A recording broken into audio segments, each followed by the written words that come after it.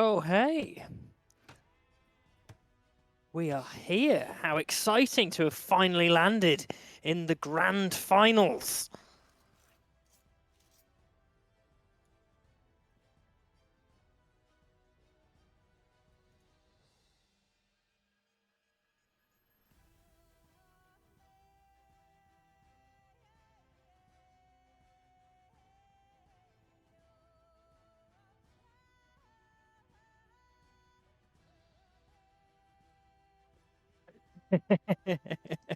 There you go. Only having me. Everything was so perfect.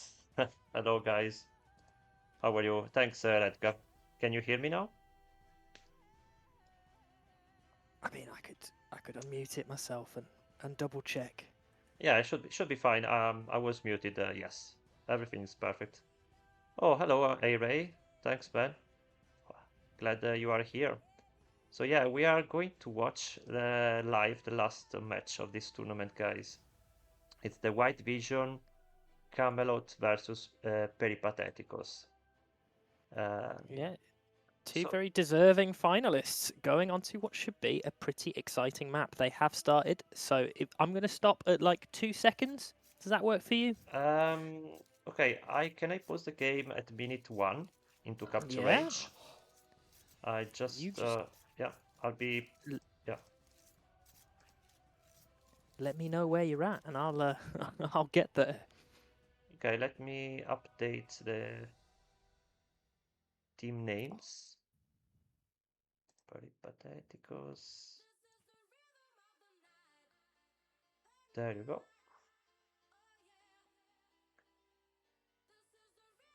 And Camelot is the other one.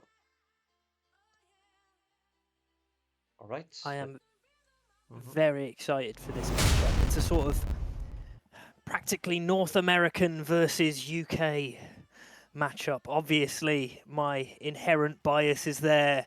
Pot, Zach, and Kai being from the UK, and I believe Nibble, Accurate Grind are both in Canada, but that sounds strange because Nibble Gunritter is about the most German-looking name that I've ever seen. Yeah, I think Nibble is from the US or Canada, probably. Mm, He was hosting yes. a tournament a few months ago. How awesome! Well, I'm at a minute. I think we should dive in and Yeah, let's go. watch our first lot of sudden death. So give us a countdown, Hypnos. Right, I just clicked on minute 1 and 06. Sorry for that. That's okay. Uh, I've got Capture H Pro, so I can go wherever. Okay, so The timings are absolutely fine for me. I have paused at minute 1:06. Cool, I'm there. Okay, 3, 2, 1, let's go. Oh my word! Hello, everybody. Welcome to the grand finals of the Golden Bough Cup. We have the Peripatetikos. Peripateticos. Yeah, that's easy for you to say. Versus one of my favourite teams, Camelot, the UK legends. We have in the grey, we have Portalis and his teammate Nibble Gunritter. Very, very German sounding. And then Accurate Grind here in the blue. Then over on the other side, we have Kai in purple playing as the Ethiopians, Pot as the Spanish in the yellow, and Zach in the red as the Persians. Persians being a pretty reasonable pick on game one in this tournament because we have sudden death. Only one TC for all of these players on what can be quite a weird and wonderful map. We see plenty of wood around the outside, but it can easily be inefficient to chop as they are spaced out. Not a huge amount of wood in the middle. There's gold, it's hilly, it's chaotic, and it's super hard to wall, making for a chaotic and stressful early feudal age, certainly into castle age if we manage to get that far. So yes, this is also a sudden death. So players have only one TC and they cannot build any more TCs. So, how you feeling civ-wise? We've got Persians, Yes. Spanish, and Ethiopians up against Armenians, Cumans, and Teutons. What vibe are we feeling there? Teutons, infantry, Armenians, Mhm. infantry, Cumans. One of the strongest thing about the Cumans is their ability to throw down a second TC. So it feels very strange to go for Cumans in. It is, and I don't think it's possible for Yeah, humans to have a second TC. exactly. In Um, sudden death. could it be they have that bonus for the gold? But it doesn't really matter on this map. No, I don't think it matters No. at all. So the Cumans is a strange pick for me, but you know these guys definitely think about what they're doing. Seen that from Zach Kai and Pot that they put a bit of thought into what they might be going for, and I doubt that Team Perry, as they're going to be for me for the rest of this cast, are going to be coming into this without having put some thought into some of the maps. Now, it's hard for people to do prepping, obviously, because the first map is not selected by the players. Um, Nobody chooses this. It is selected by the bot, who is one of our sponsors, right, Hypnos? that's correct. Master Volulu Bot is our sponsor for this tournament. By the way, Kai just stole one board from Accurate Green, who has Yeah. also lost a villain against the board. So really well played by Kai in purple. He really And I think he's dragged in another one as well. So at one, two, least three three. boars, Yeah, probably two boards from him and the third from Blue, from Accurate Green. which is I think that's a lot of value that Kai has managed to get there. Um, idle time is quite rough actually for Patalis this time round. Up nearly a minute compared to everybody else, who's around 20 seconds. Zach also up at 30, but I'd say with a way earlier click up time from Zach, I don't think he's going to be punished too much. We have two going on to gold for Zach. We have berries started to be grabbed and the first barracks on the way down. First person to click up on the other side will be Accurate Grind, right next to Kai in their click up time. So it looks like the strategies should be pretty darn similar. We've got three moving on to gold for Kai as well, who should be going for as fast as possible archers. Accurate Grind, I'm expecting some sword play. Armenians, they are able to upgrade their swordsman to long swordsman in feudal age, which I think can be an incredibly powerful play on sudden death. Takes about 24 long swords to kill a castle age TC, so I'm just saying 24 long swords that you can start massing up in feudal age can be incredibly powerful up against an opponent who hasn't quite got a castle age army to defend from that. So it could be a worry, but we should be immediately down with the archer defense. So I think Kai probably will be okay, but it does remain to be seen. Up to the north, we've got archery range down for Zach, who is in feudal age way earlier than Portalis, and we've got archery range blacksmith. Only two on gold though, which is not quite enough to get all of his upgrades and pump out a decent number of archers, so we won't be quite as threatening as we could be. But look at Teal. Teal has thrown down farms so fast in the Oh, that's true. 7 Dark Age farms. That's kind of wild. And I see men-at-arms from Blue going to Kai base. Militia, they are still militia actually, sorry. Yeah, but they won't be militia for very, very long, as I'm sure the upgrade should be in the back of his head. Moving towards the woodline, and the entire economy has been idled, and we don't have a mill. Ooh, I like the Vils fighting the militia right now. If we manage to make them have low HP, it means that when they turn to man-at-arms, they won't be quite as threatening. But because we don't have a mill down for Kai, he's actually ended up throwing his economy right in a rough spot. One of the militia goes down, Scout goes down. It's been a great fight-off. We didn't get the man-at-arms upgrade. That's unfortunate. I think that's a bit of a throw from Accurate Grind. He's done a lot of eco damage. If we look over at Kai, Kai now has 1 minute and 14 seconds of TC idle time. Only just clicking man-at-arms now for Accurate Grind.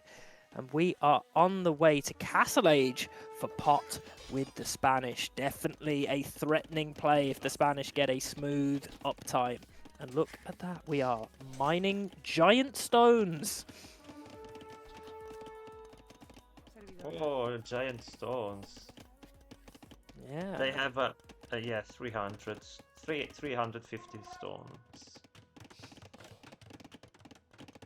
Wow, So yeah, Accurate Grind didn't do that much damage. Yeah, I mean, think I reacted well. Now he's moving forward with the archers. it had an option. So it looks like we are also looking for throwing down a Teuton castle of our own. There doesn't seem like there's any defense, though. And so these archers from Zach should be able to force Portalis off stone, which will stop the castle. And that kind of seems like the play that he's going for is like, as fast as he can, castle. It could be towers. Towers could be really effective with the Teutons because they're able to garrison more Vils inside that castle, but fletching on the way in for Zach. The stone Vils are forced away. None of them should die as long as pathing is in their favour. No, one goes down. That's unfortunate. Bit of bad pathing. So we are forced off stone. We do have a market though, so we could potentially buy our way up to the castle. That should be on a good spot. Okay, archers for blue though. Forced off gold. Does a little bit of damage, kills at least 2 villagers, and moving around, keeping that pressure on Kai, doing good damage now. Castle Age lands in for both Pot and Portalis. Pot's Vils are moving over to the middle. Is he going to drop the castle on top of one of the players? I kind of hope it's on top of Nibble, really. Seems to be, yeah. Nipol, by the way, is raiding a Kai base. He got a few kills on his gold mine. Oh, and stopping the market is huge, actually. That's been really good, putting Kai in a pretty rough spot. Though Kai has done a lot of damage himself. The longswords don't have any upgrades, so they're not the most threatening thing in the world. Their only thing going for them is the extra HP. They do good damage. I mean, it's 9 damage, so if they manage to touch an archer, that archer dies in 4 hits, which is obviously pretty darn intimidating. But you have to be able to touch it, and I do think Kai has enough of a mass that he should be able to defend from this. Though it is super scrappy. Kai's base is a bit of a mess. There we go. Castle for Pot on the way down on top of Nibble. Hi, Saru. Welcome, man. I'm going to have to load up chat on my phone instead of on the second PC because it is glitching out. So I'm just, as long as the camera's still working, I'm happy, but I can't see any chat. Okay. So let me fix that. So yeah, the castle is up. Pot castle is up, and now he's gonna hit Nibble TC, which has to be repaired in order to stay alive. This is, I have to say, this is pretty brutal. Yeah. Like, we know that Camelot looked really good on this map the last time they played, but they're looking, if anything, even better than before. This is kind of brutal. There's been some good damage over onto Kai, but I think Kai's still got the military presence to be threatening. Look at the archers hitting Nibble as well on the wood line. Losing Vils, there's no real position. The panic from the castle is definitely there. We're having to repair. We don't have an answer. And the conks are out as well. There's Vils dying. They wanted to go and try and fight the conks, but you can't fight conks with Vils. And off the back of this, I guess we could just start prepping petards, actually, and just go and petard the TC down if we wanted to. Knights do hit Zac, so Zac loses everything on gold. We've got some barracks to come down in defense. I think I'd prefer a monastery, if I'm being honest, especially because Zac is in castle. Pike defense is not the strongest up against small numbers of knights. I think monks can be extra threatening. Somebody is going to have to do some pretty immediate damage to Pot or Kai or Zac to balance this out, because I think there is a huge, huge lead for Team Camelot right now. The Nibble is running out of stone. Yeah, we are running out of res. It's the wood though. That's his biggest worry is wood. As long as you have one stone, the rest of it is wood that does that repair. But because he was forced off the wood line, and we can see the Zac's archers forced him off the wood line. Now we've got a conk there to help try, but there is no answer for this. The Vils go over to try and batter down the castle, but it's way too late. There's conks there. We're just trying to get the repairs in. Anything to try and stay alive. But Nibble's time is numbered. Accurate grind also running over here. But there is nothing. The archers surrounding. Is there any kind of defense on the table? I don't think so. This TC is repaired, but at the cost of the entire economy, down to 3 Vils. Wow. The conks mop up the rest, and we are practically defeated. The GGs should be rolling in. There's no answer to this. This is excellent play from Camelot. King Arthur would be proud. Excalibur was not needed. Oh, that's so true. Oh, wow. And Nibble is out of the game. GG. He managed though to release a siege into purple base, but it's been destroyed by the villagers. So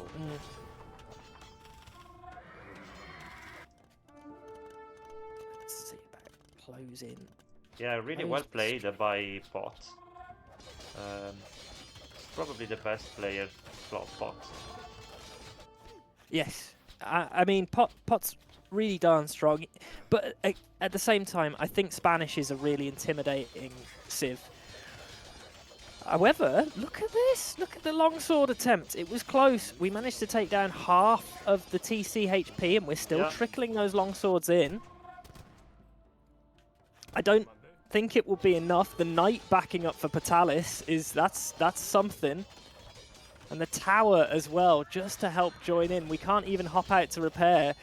Down at 17 Vils, so we're pulling all the Vils over to try and get the repairs in. The knight goes down, which I think should make this doable.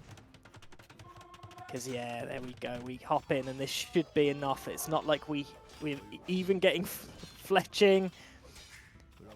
Oh, dear. And there's a second castle from Pot.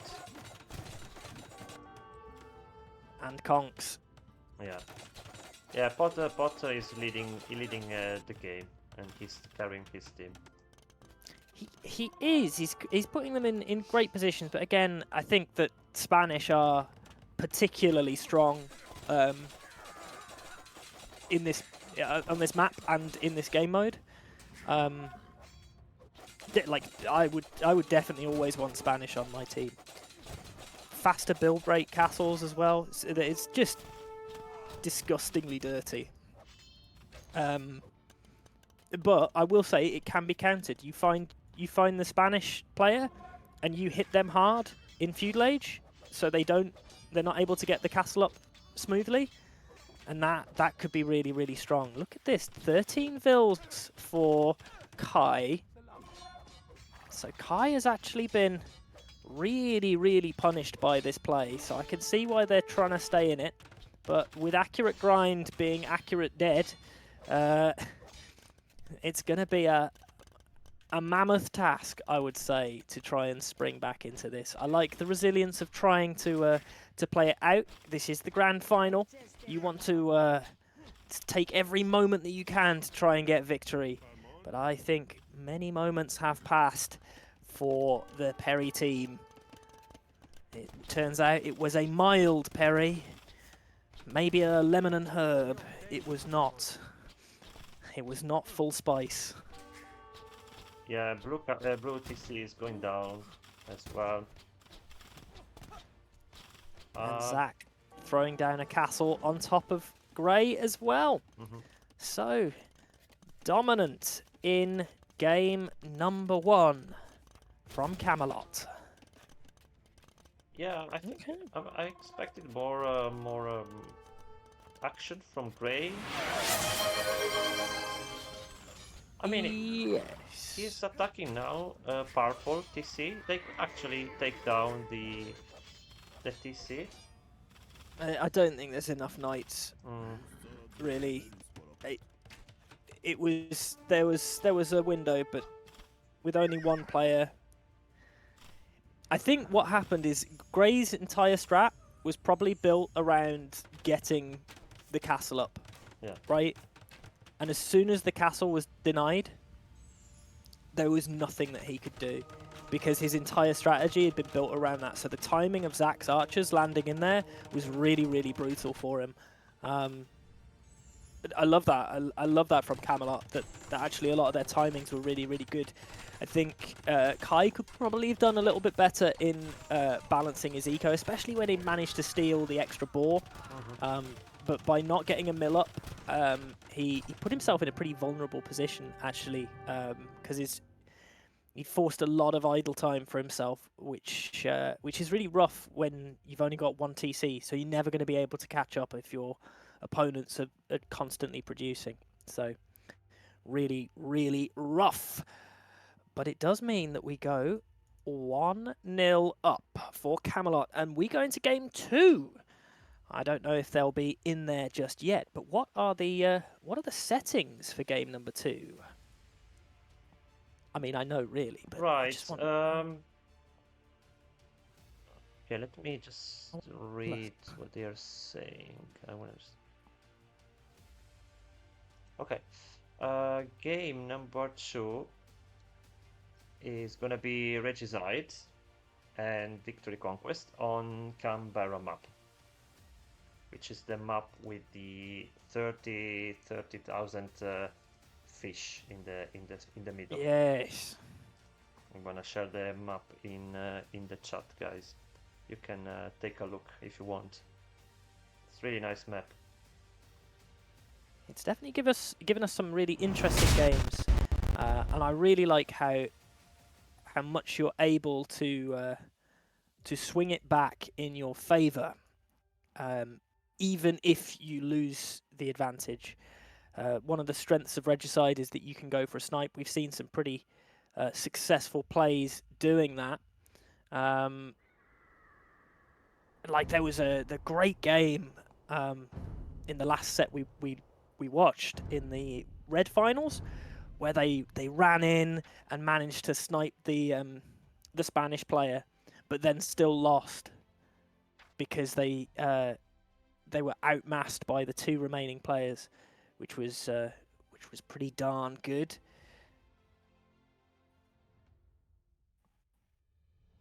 Okay, so I'm waiting to see the players which civilization they will ban, because the losing team of game 1 have the chance to ban 1 civ for game 2. And is that a global ban? So nobody can use that civ for the rest of the series? I think it can still be used, because there is no really actual ban for that. You're a nicer man than I am. I'm like, no, it's banned permanently. No more use of that civ. Yeah, because in game 3 they have a free pick, no repeat, including civ previously chosen by team players. Yeah, I would have taken that to have meant that the ban as well. So like, if your team has used the civ before, and it's like the ban is saying that civ has been used or removed. I like it. It means that there's a bit of punishment there for that civ. Not that it matters. I'm We just a have a caster. Golik in the chat. Hello, Golik. Thanks for showing up.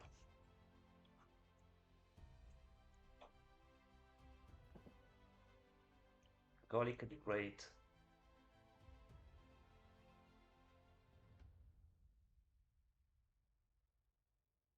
I haven't seen the players ready. They are still in the lobby.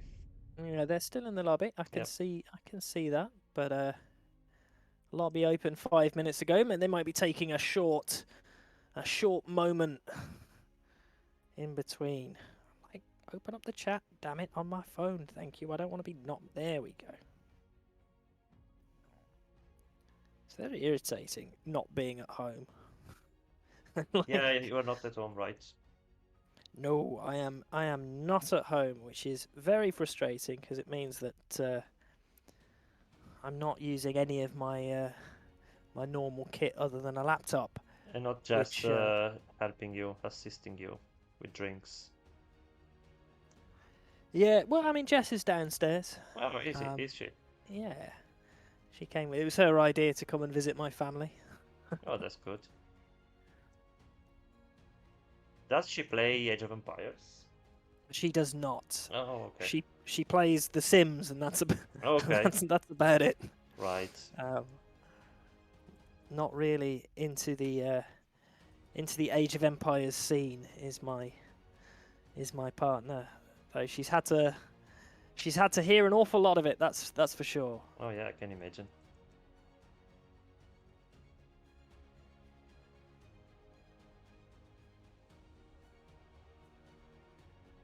Yeah, let me see. No, no, they haven't No, started yet. we're we're still awaiting.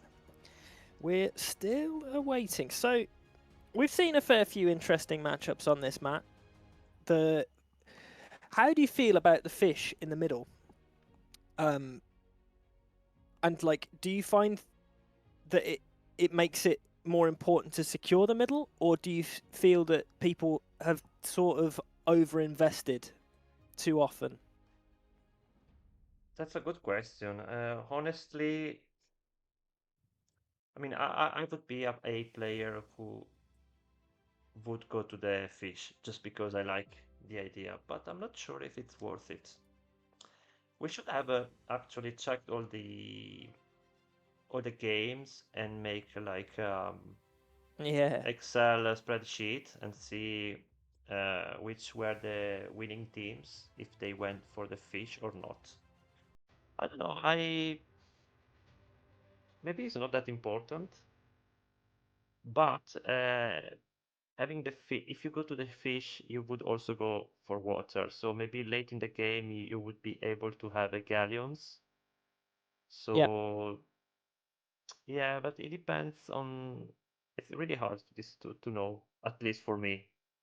I don't know if Yeah. anyone better than me is able to provide with a wiser Oh, advice. I think I've just lost the. I think I've just. I think Jess's laptop that I've stolen is not being very happy at all with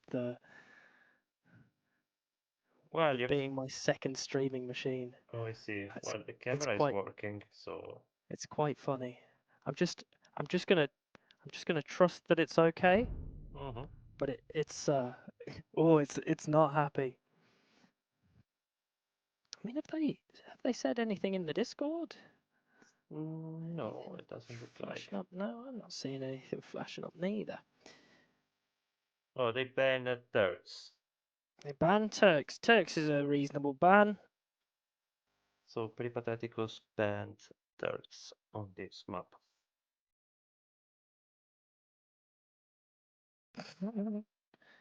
It's not relevant to this, but the show, the show at work.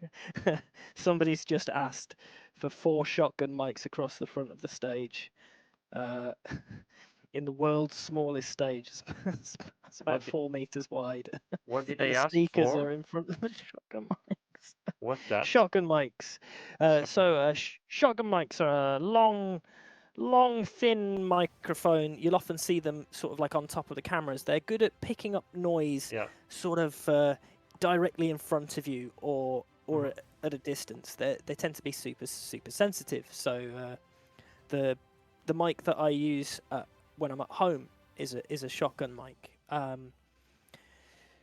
They're great, but not the right thing. What's the difference between those long ones and uh, the sphere ones, It spherical it's ones? pickup pattern. So what you have is um, a hypercardioid condenser mic, I think, or just no, probably just a cardioid condenser mic, and they pick up in a big sort of bubble, and then have another big bubble that would be behind it. Um, that big bubble picks up all of the noise in that bubble effectively, and by increasing the gain, you can expand the bubble. Mm-hmm. But if you have like a shotgun mic, it has a cone, so it'll pick up noise in sort of like an expanding V that goes all the way out. Different uses for different things. Pot's lovely SM57 has the same kind of pickup pattern as your microphone. They're really good. I use them for a lot of things. So it just depends on your use. That's why there's so many different kinds of microphones, and it's not necessarily that that one mic is better than another mic. It's just it might be better for what you're using it for. Unless it's a really shit mic, then there's nothing you. Then it's just a bad mic. You are very. You sound like an expert. Did you study this or did you learn on just because of your job? I am definitely not an expert on audio. Okay. It's I think it's a really there's an awful lot of depth to that industry and the amount of knowledge that you need to have for that.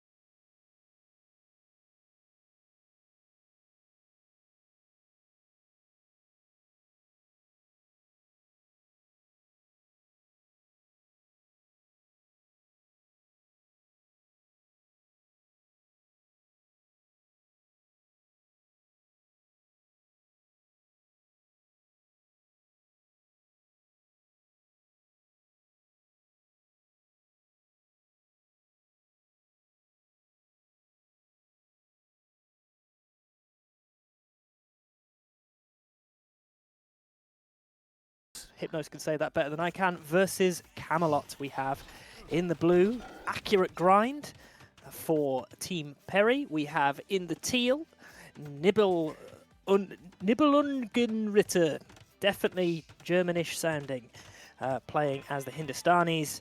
And we have Portalis, a tournament regular for our Discord in the grey, playing this time as the Spanish. Over on the other side, we have in the red Zach Halil as the Vietnamese. We have Pot, pretty much the MVP of the last game, playing as the Hindustanis as well. And Kai in the purple playing as the Bohemians. Now, this time it is Regicide. So you will see there are plenty of kings running around the map. There is, so we can thankfully have more than one TC. So it should be a little bit longer. And in the center, as Hypnos mentioned a little bit earlier, we have Fish, a whole collection of snappers with 30,000, or well, 30,200 actually, fish in the middle. So Pot is the first to dock, followed immediately by Zach. How are you feeling about this map, and how much have you loved it? Yeah, this is my favorite map for sure, and yeah, probably the best one for me. It's hard to say. We just need to watch and see what happens. Hello, Bubbly Mango. Thanks for showing up. And guys, you can predict your point in the chat. So, is it time for Team Perry to get their revenge from the last game? It's an interesting civ selection. Hindustanis, Vikings and Spanish up against the Vietnamese, Hindustanis and Bohemians. How do you think Vikings fit into this matchup? Now, we can still go archers.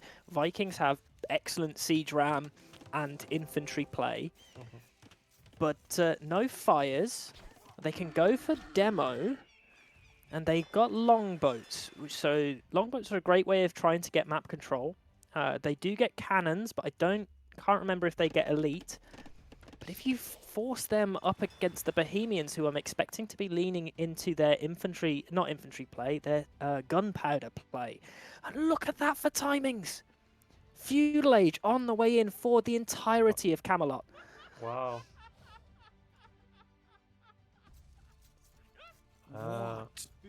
I see blue king is just near purple walls. It's so risky. Very risky it's so risky. So they went up with 17 villagers, 21. I think does he see that king? Oi, oi, oi. Did he leave? He sees it. He's got to be tempted to try and go and wall it in, right? And the first fire galley from Nibel. Great timings from Nibble to be up and putting pressure on already. Yeah, and guys, demo, there we go. That's the choice. That's what I wanted to see earlier from so many of these teams. You pop the demo out, wait till all the fishing ships are in the middle, and pop out and see if you can kill maybe more than just the two. Accurate Grind does realise and moves his king away, finally. Yeah. Wow. Please take it home.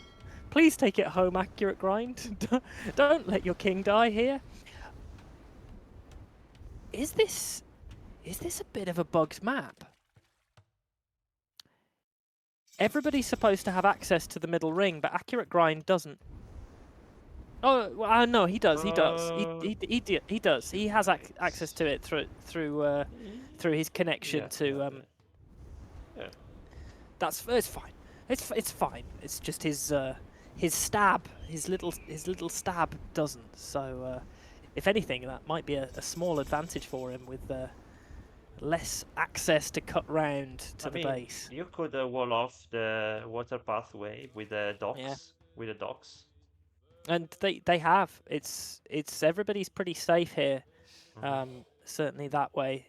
Fish are secured for Accurate Grind, and Nibble has got that. So there is a timing advantage with how absurdly fast they clicked up for Pot to be on the way to Castle Age.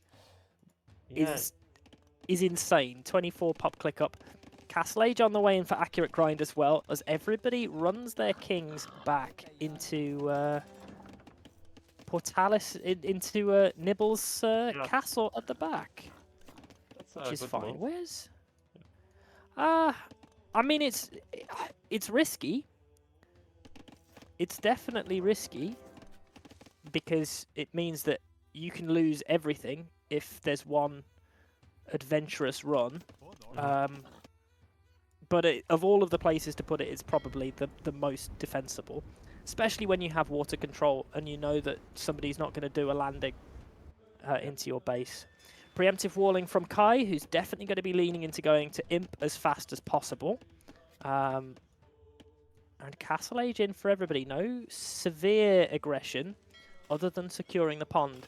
And I will say, just getting the pond control and having some fish out is really, really powerful. So 3 fish and 4 fish is just another little handy boost that will keep propping up Team Perry for the rest of the game as long as they control the middle. I would have really liked to see like a demo popping out from either Zach or Pot to make the fish expensive, because they could kill so many here.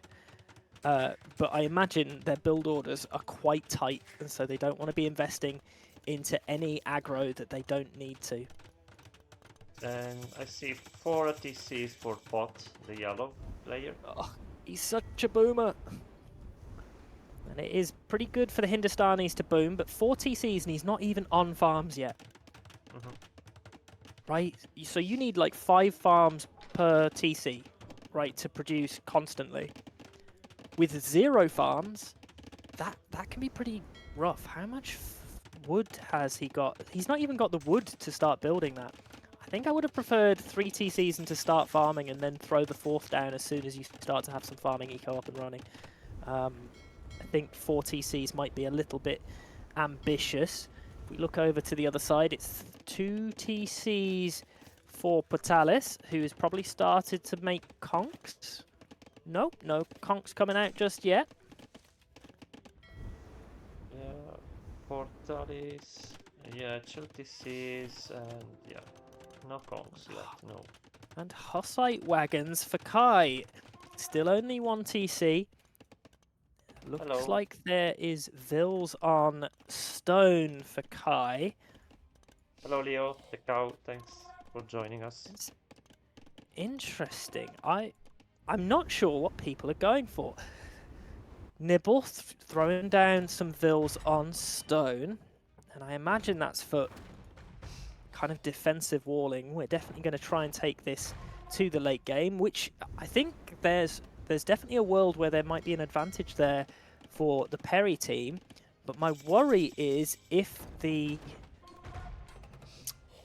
Bohemians get up into a really good position, I think their army comp can be really, really dangerous for Vikings, Vietnamese, and Hindustanis, just with the amount of gunpowder and then their absolutely ridiculous upgraded cannons.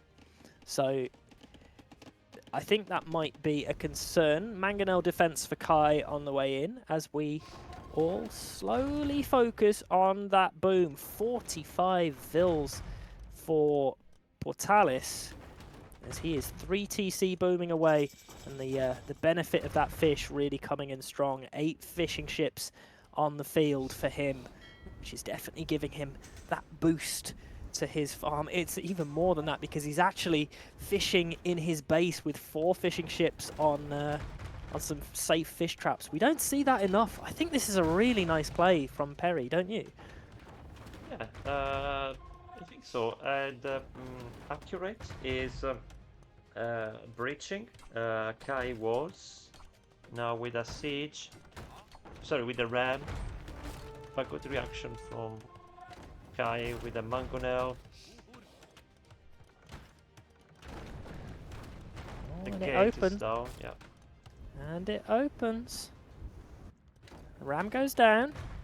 Mangonel defense is doing something. The pikes are ready to dive in on that, but we're attack grounding. Second mangonel on the way out, and we do have some Hussite wagons at the back of that, but Hussite wagons are not amazing against mangonels. Pike siege pushes can be really dirty against them. I believe Hussite wagons actually receive extra damage against when they're hit by siege.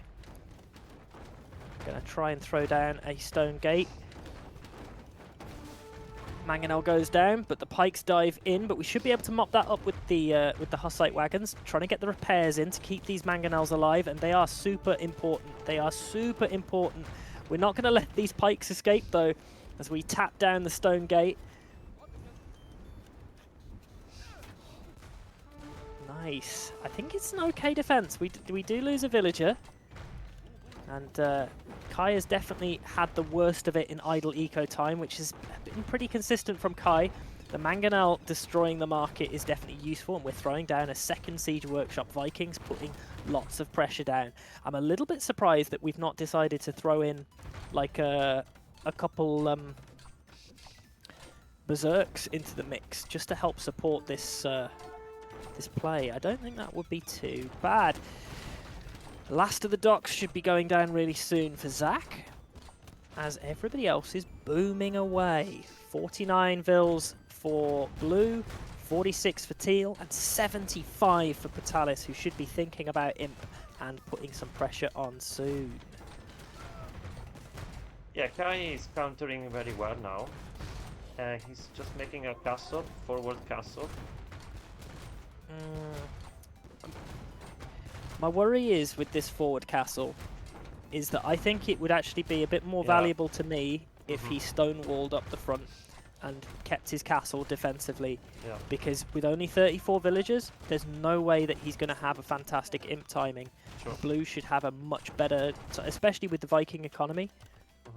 You know, we already have handcart in, right? For both accurate grind and nibble. So Alice is going Fisher traps.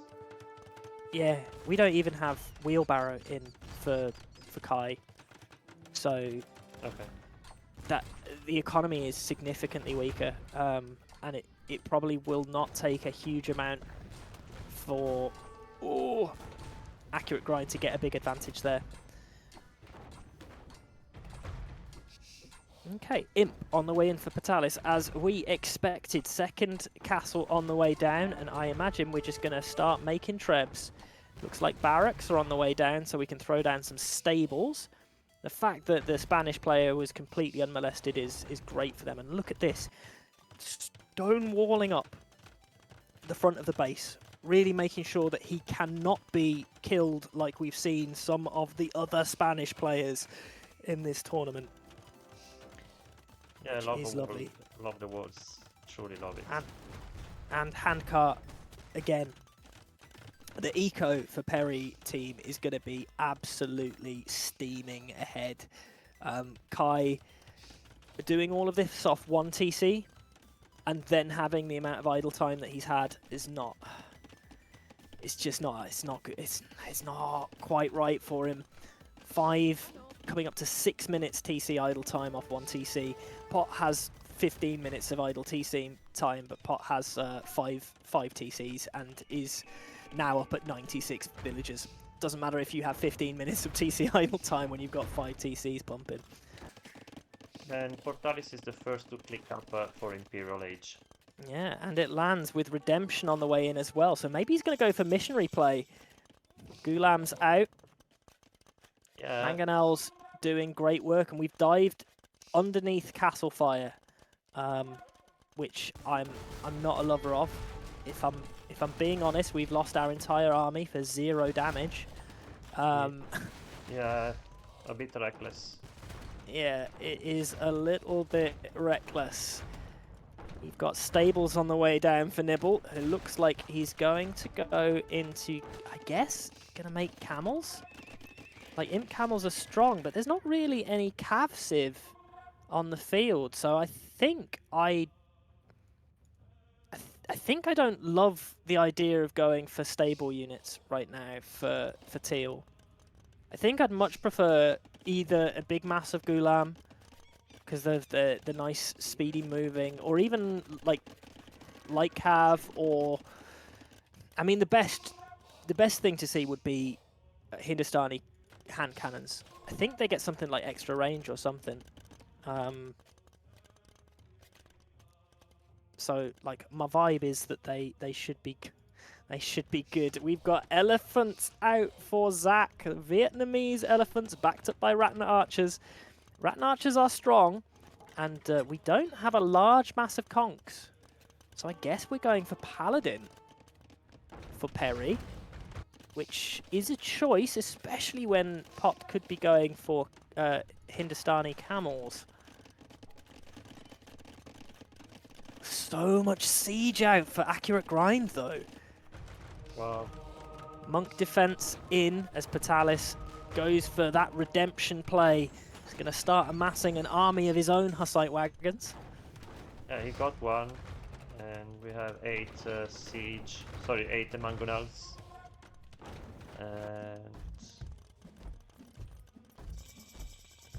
And Imperial Age for Zakalail now. Yeah, this is going to start getting really rough for Team Camelot, because Kai is not even close to being able to be as useful to his team. He's making a second castle near the one he has already. Yeah, and it will go down as soon as Imp is in for Blue. Blue getting that second castle down. Nibble putting his castle in Blue's base. Really planning their push out. Really defensive play from Patalis, Accurate Grind, and Nibble. Like they've not pushed out too much. They put a little bit of pressure on to just see if they could do something. And now I would say are in a really good position to take this going forward. Great little dive in onto the siege of Accurate Grind, but this is fine. Accurate Grind doesn't need these mangonels anymore, because we can probably start thinking about transitioning to Siege Ram, which will definitely help his push. Pot is trading with a 12 charts. 42 gold a trip as well, so that's not actually that bad. I like trade.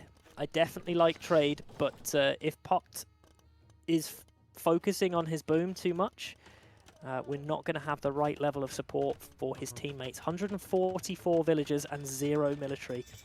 Compare that to the other side. We've got 22 military, 24 military, 8 military, and everybody else is in Imp.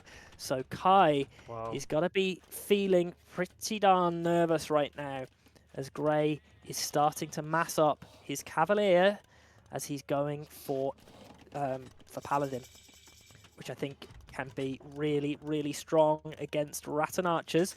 Is whether he will have the time to get up to the military mass that he wants. The Trebs start coming out. It's a sort of sniping army, but there's not enough military out for Red to be really threatening. But look at how quick the castle goes down. Oh, wow. That number of Trebs, you can't really out-prep that. If he had some camels to support him from Pot, this could be really dangerous and take some of the attention away from Kai. But I know that Pot is going to have to put an awful lot of his attention into defending Kai until Kai is in a position where he can start to contribute, which I think might take too long. Here we go. We're seeing Nibble having to leave the base of Accurate Grind as we are worried about the pressure coming in on Grey. But look at how many Paladins are there. He can mop up this army right now. 23 Paladins is most assuredly enough, especially with Monks able to come in and convert those elephants. Powerful, really powerful. Really good play. It's like, this is where they're comfortable. It was so easy for Camelot in Game 1, but it has not been easy for them in Game 2. Game 2, Team Perry is looking so darn strong. Yeah, Blue Trab destroyed Kai Castle, as you said. Would that happen? And now we have the Paladins engaging against Elephants. Yep. And any time that the monks are within range, the elephants are getting converted. military of red is going down. Red doesn't have a response to Paladin. So without yellow spamming out stable units right now, he's dead. And at the same time, he's having to focus over against accurate grind as well, who has started transitioning it into the champion line. Two-handed swordsman out, has loads of trebs of his own. This is a timing, and there is very little hope for the Brits, I think, from this point onwards. The stranglehold will most certainly be on the way, and I think a chunk of that is down to not having the eco and the timings. Imp will hit in, but it's going to be a tough one. You definitely don't GG. You never GG on this map until somebody is dead, right? Like, if you can even hope to get something in, like, all it takes is a raid. Like, look at how safe they're making it, though. They know that they're vulnerable to that. And look at Nibble. He's surrounding that castle with stone walls. It's so hard to path in there with a second castle in defense. Hoarding's on the way. They know that they have the advantage, and the only way that they lose now is if a rush comes in to their base to try and snipe the kings, with the heavy camel riders backing up over here with the paladins. The only thing that we could have to defend against this would be a full pike halb defense. I don't think we're up to those numbers.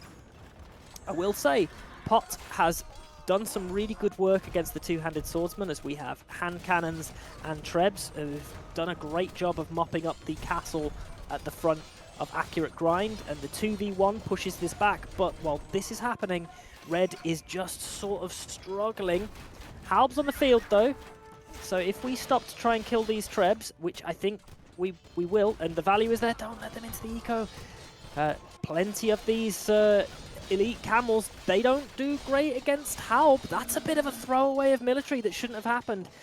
The trebs going down is great. Oh, there's a chop through. Oh, and we realise. Oh, wow. It's this is pretty close. I mean, I'm not loving Nibble throwing away his whole military, but it is allowing Grey to remass and put some pressure up at the front. Yeah, he just lost the camels. Big mistake, big mistake. And Pot is pressuring blue now with a castle in his own base, in his base. And Kai is slowly creeping up in military mass. Kai is on the way. Like, he's getting to a point where Kai is starting to think about being useful himself.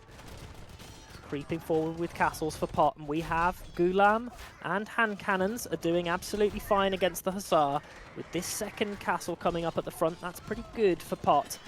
It's just like, can they hold off? Can Zach do a good enough job holding off against Portalis? With Pot diving in with the Gulams to snipe the trebs, it's definitely hopeful. I would love to focus down those monks. Treb comes out, going to pressure the castle of Grey. We can see there's so much caliber at the back of these players for Camelot because of how rough of a position they were in, but all it took was massing up for Nibble as the push gets absolutely wiped out. Other than the castle going up, military is starting to drop. We really need some more pop space for Kai, so throws down houses. Yeah, Hussars from Nibble are taking control back of blue base because he killed all the bomber cannons. He's slaughtering Pot villagers. But yeah, a great castle is down. Oh, it was chopped down by red. Yeah.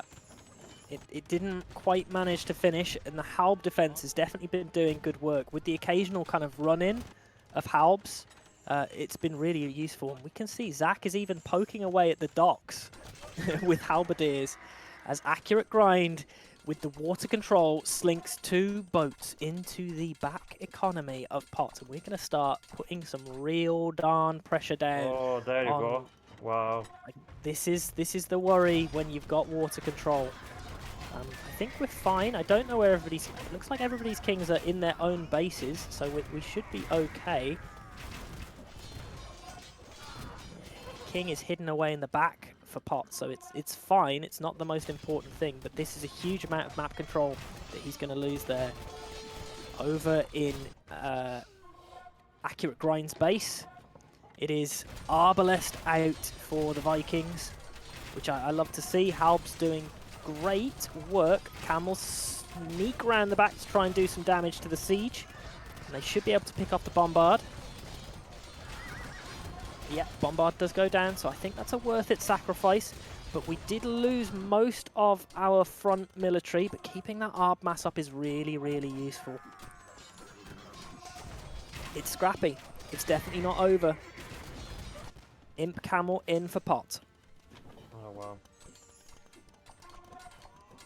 Yeah, Humps are killing till villagers near the center of the map. And Zack is pushing into Grey base. Yeah, but we don't have a response to those cannons. Like at all. It's a bit of a worry. And look, we're still taking that fish. This is probably the most I've seen a team be able to take the fish in the middle. Yeah. It's kind of crazy. It's been a huge little eco boost to them. Looking at, I wonder how much res has been collected.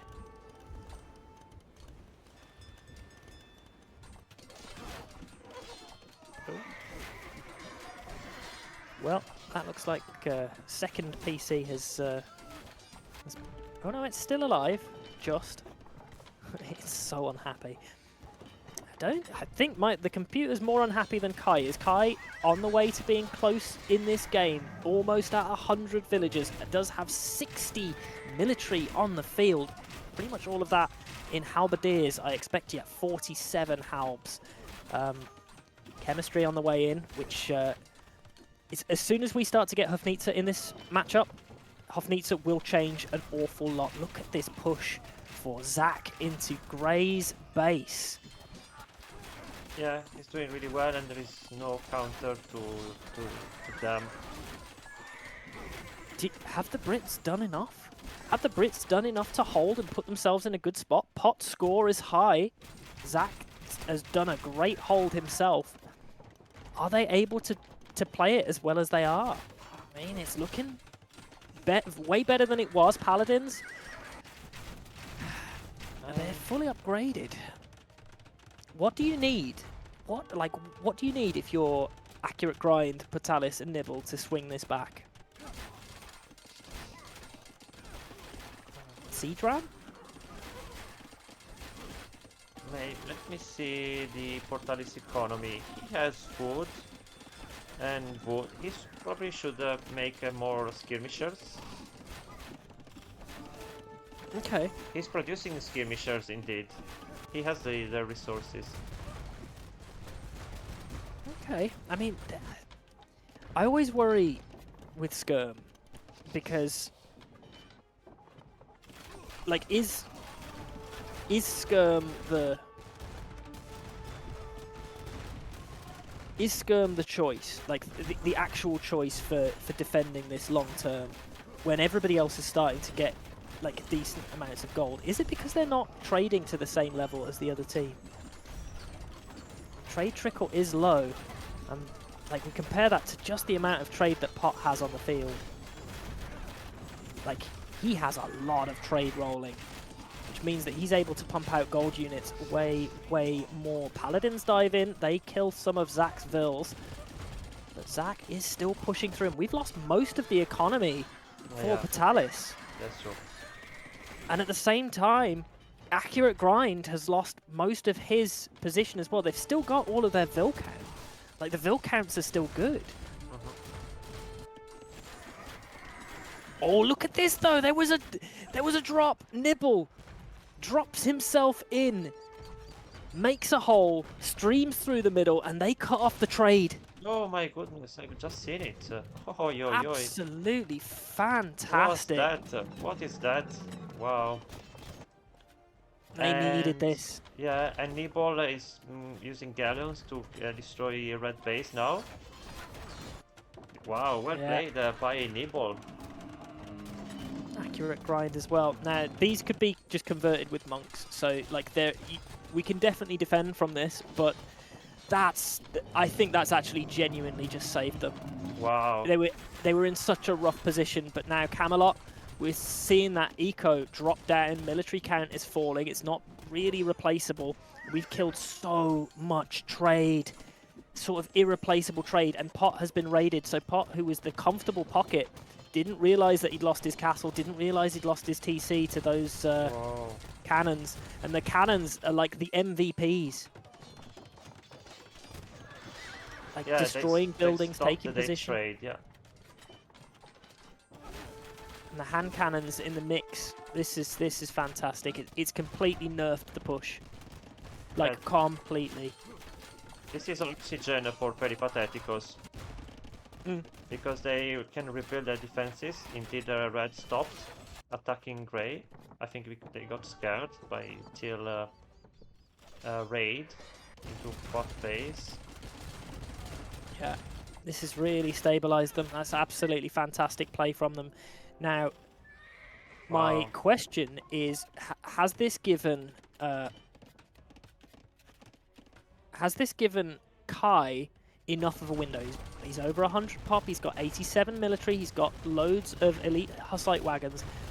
He's prepping capped ram. I want to see cannons from him. I don't want to be seeing siege ram. I really want to be seeing cannons. I know Hypnos is expensive, but it's just the best option for him. Look at the amount of damage we've managed to do. There's been over 40 kills with this little mass of units here, and we're dropping a castle in the middle. This is sick. Wow. This is sick from Nibble. Like, really noticed a weakness there, really capitalized on it. If this castle can be denied, and it needs to be, these Rattan Archers need to move over ASAP. Like, we'll be able to stabilize, but it is tight. Bohemians don't even get siege ram. Oof.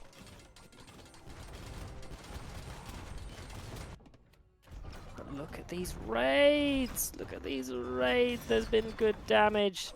Down at 93 vills. Everybody below 100 villagers now for Team UK. The Camelot lot. Though I will say, Kai has managed to keep going with his push. Pot has still managed to keep going with his push. It's still not being super comfortable. They do clean up most of the stuff in the base, so there is a thing that they are behind. They are definitely back behind. This has been just truly wonderful. Only one boat left. And the Halbs are still doing great Halb work at the front for Zach. Pushing back Potalis. As taking down the castle is an army of halberdiers up to the north. Accurate grind. Losing a castle to Halbs.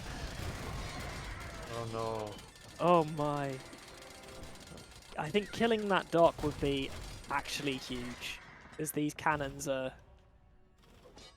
such a huge threat to the economy. Prepping light cav. It looks like everyone is running out of gold. Yes, well, especially with the entirety of the trade for Pot being wiped out, it's going to be so expensive to get that trade back up and running as well.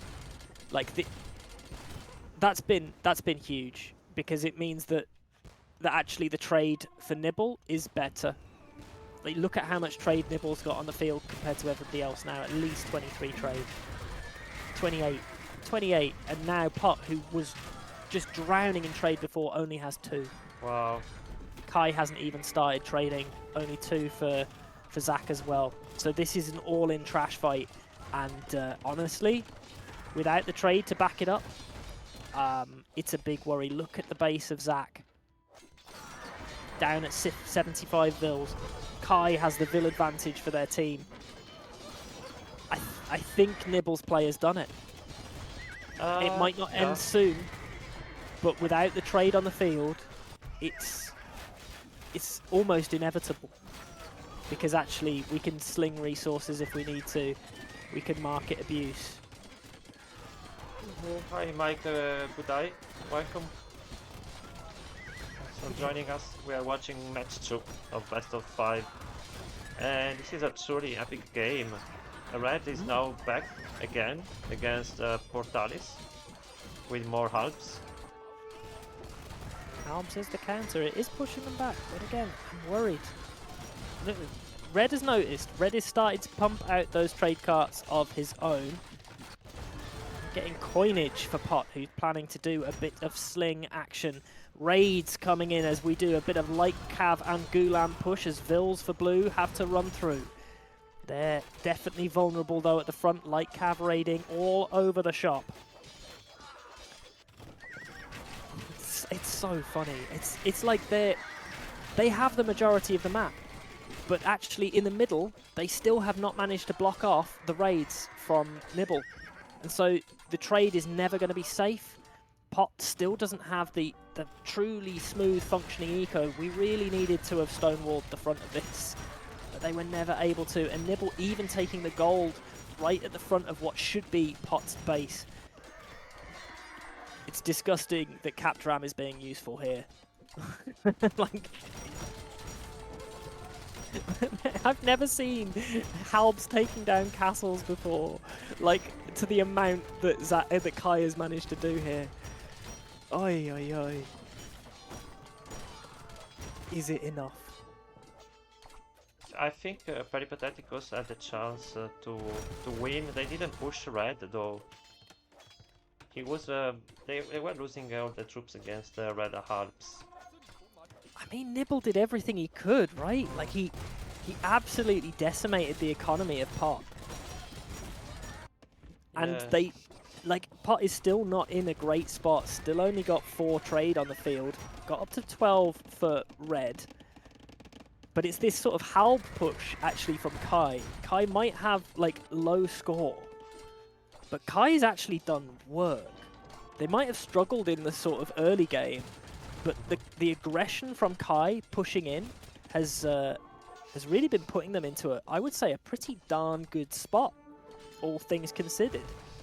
Like, Kai and Pot pushing constantly has put us down at 90 villagers for blue, and Zach just keeps holding. That seems to be Zach's job, right? Just hold. Make sure you don't die. I hope that he doesn't move his entire army through now that he's sending some to try and do a bit of raiding. We're so defended, though, in that middle section. Oh, God. Have Camelot managed to do it? I never would have believed it, considering the position. Yeah, I think it's gonna happen. I think it's gonna happen. But It hang just on. shouldn't. Grey is back with the 50 skirmishers. And how many hussars? 23 hussars, but Zach, sorry, Kai is pushing up north, so they need to hold, and Portalis must push and destroy Kai. Sorry, Zach. They've been allowed into the economy of Nibble. They're not going to be able to do anything because they will die to the Imp Camel's Castle Fire and Pikemen, but that could have been messy there. But now, that's the thing, is now this army is fighting up against Nibble, who still has the best economy in the game. He has plenty of hand cannons. 17 damage, 7+2 range. They killed pretty much everything on the field here, except for the bombard cannons of Pot. And that's a lot of bombard cannons. That's the kind of thing that I wanted to see from the Bohemian player, really. But no, Kai knows what he's doing, and what he's doing is just spamming out halberdier. The value of these halberdiers has been absolutely insane. Really has kept them in this game. This is a scary military out of Patalis now, though. Still, he's not able to go beyond the walls, and that's really frustrating. Zach is just holding on very well.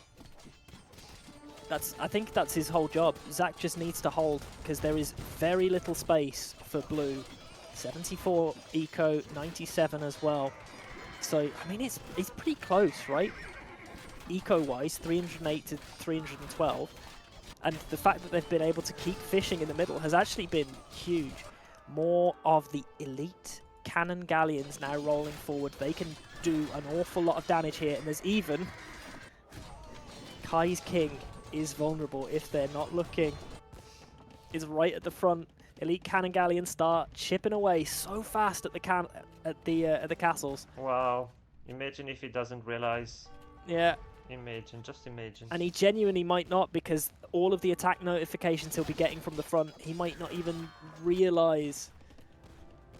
And I don't think he does. Oh no, If no, the no, king no, no. pops out. Oh, yes, he knows. He's moving away the king. Yeah. Well played, Kai. No. No, there's he put the position forward, right? If the king goes and hops in this castle, I'll believe it. But I think he's accidentally pathed the king forward. Oh, that could be, yes. It's same as the elite Hussite wagons. Oh no, guys. And so the king is going to lead from the front, and Kai might have just thrown the game for his team. No, no, no, no, no, no. Oh yes, yes, Look yes, at yes, it go. No, Kai. Okay. Oh no, no, no, no, no, no, no. Here he goes, baby. That king is running. He's going forward. He's leading from the front. Oh no. Oh, Kai's gonna feel so bad for this. Bear in mind that he did wonderfully to get to this point. It stopped. It stopped. It stopped. Oh, it stopped. Will he notice though? Will he find his king? He's just there. He's leading from the front. Yeah. If they GG now, when the when the king is right at the front. That's a true commander. Yeah, it is a true leader. commander. I'm so glad that it wasn't clicked even further in. But other than the king being right at the front, their position is actually looking incredible. Military mass for all of the players is really high. Over 100 military for red. 105 military. I don't even see where it is. The cannons have done great work. The entire economy of Kai has been decimated by these cannons. And the king is still vulnerable. The army is getting pushed back. Oh god, if he doesn't see the king. No. The imp camel is there. They've managed to hold. The raids were coming in though. At the sides, we're still putting that pressure on. Patalis has a decent military mass, but he's just really struggling against Halb. So they spot the king. They've got to spot the king. They've got to spot the king. He's right there. Oh no. Oh, he's just... Oh, yeah. Oh! Oh, Kai, you're gonna give me a heart attack. He's still well defended by the troops. It is, though. The hand cannons are doing great work at the front. 24 hand cannons are such a scary thing. Super high damage. They've killed 66 units just this clump alone.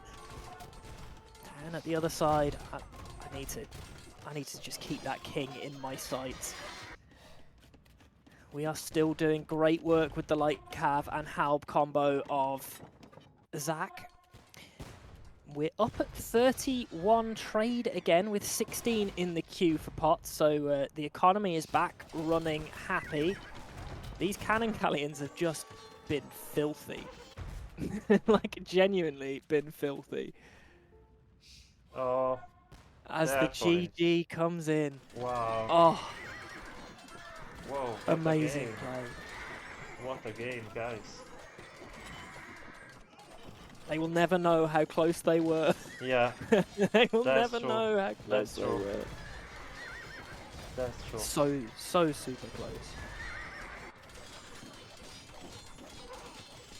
Yeah, that's a shame that they couldn't really push on Zach base.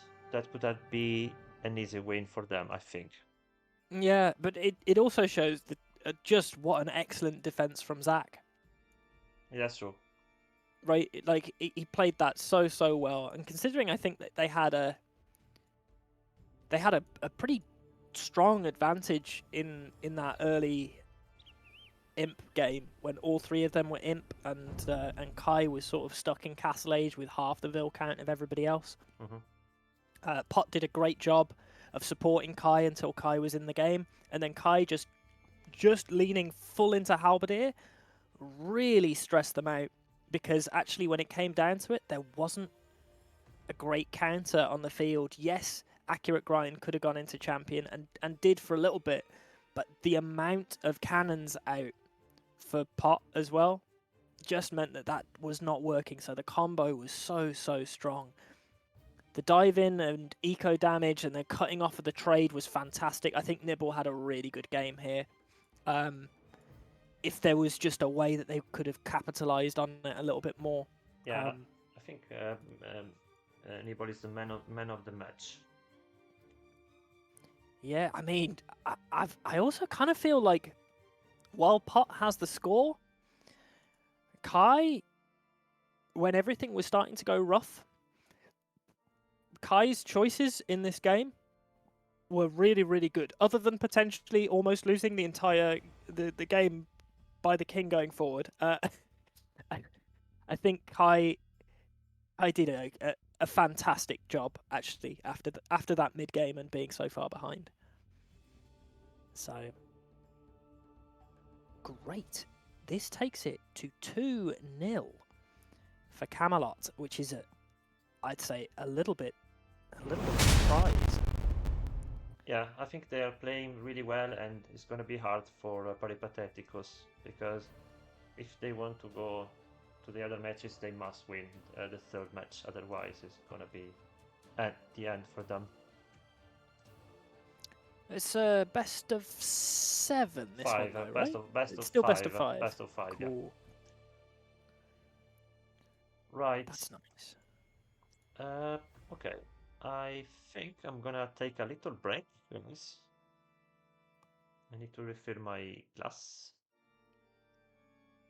So I can roll with that. if it's okay with you, Tom, we will right back in a couple of minutes. Yeah, no problem. I will also take a quick break. See you in a few.